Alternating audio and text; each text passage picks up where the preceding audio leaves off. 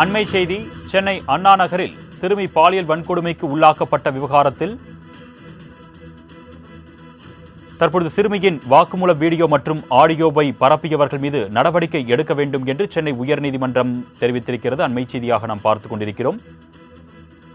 இதுகுறித்த கூடுதல் விவரங்களை செய்தியாளர் கிருஷ்ணமூர்த்தி வழங்க நாம் கேட்கலாம். வணக்கம் கிருஷ்ணமூர்த்தி, கூடுதல் விவரங்கள். வணக்கம்.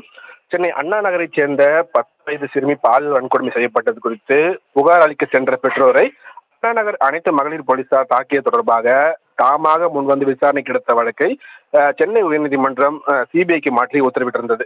இந்த உத்தரவை எதிர்த்து தமிழ்நாடு அரசு தரப்பில் தாக்கல் செய்த மனுவை விசாரித்த உச்சநீதிமன்றம் சிபிஐ விசாரணைக்கு மாற்றிய சென்னை உயர்நீதிமன்ற உத்தரவுக்கு தடை விதித்ததுடன் சென்னை பெருநகர காவல் இணை ஆணையர் சரோஜ்குமார் ராக்கூர் தலைமையிலான ஆவடி சரக்கு சட்ட ஒழுங்கு துணை ஆணையர் ஜமால், சேலம் மாநகர வடக்கு துணை ஆணையர் பிருந்தா அடங்கிய சிறப்பு புலனாய்வு குழுவை அமைத்து உத்தரவிட்டது.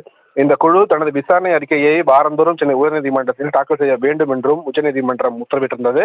இந்த வழக்கு நீதிபதிகள் ஆர் சுப்பிரமணியன் மற்றும் நீதிபதி அருள்முருகன் அமர்வில் இன்று மீண்டும் விசாரணைக்காக வந்தபோது அரசு தரப்பில் ஆஜரான குற்றவியல் வழக்கறிஞர் ராஜ்சிலர் சிறுமி பாலியல் வன்கொடுமை வழக்கில் காவல் ஆய்வாளர் ராஜு, அதிமுக முன்னாள் நிர்வாகி சுதாகர், முக்கிய குற்றவாளி சதீஷ் ஆகியோர் மீது குற்றப்பத்திரிகையானது தாக்கல் செய்யப்பட்டு விட்டதாக அவர் தரப்பில் தெரிவிக்கப்பட்டது.